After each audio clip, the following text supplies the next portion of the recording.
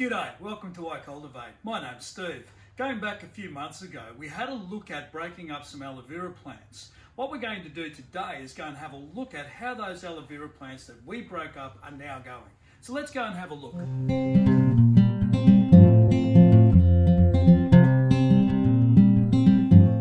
You can see here some of the aloe vera cuttings that we actually took from those original ones. And here's just a quick reminder. If you have a look back at these, you can see the aloe vera as it was going back quite a few months ago. And now what we've got is this, plus have a look at these ones which are around at my father's place that you can see. We can clearly see that some of these are not in the containers they were originally in. They've been moved into more decorative containers, as you can see here.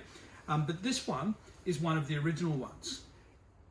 Now you can see in this particular pot here, we've got what I'll call the parent plant here in the middle. That's the original one that was planted.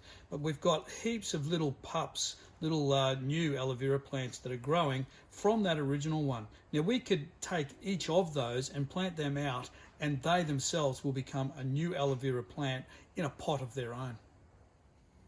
So clearly you should never have to ever again buy aloe vera plants once you've got that very first one, because they are so easy to take pups from and to propagate out into other pots in order to get more and more plants. In fact, you should have so many that you can actually share them amongst your friends.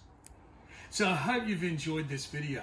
Can I please ask you to go down to the thumbs up and give us a thumbs up, subscribe to this channel, and go to our website icultivate.net and become a member of the community. Don't forget also we have a Facebook group called Gardening iCultivate, so join there as well.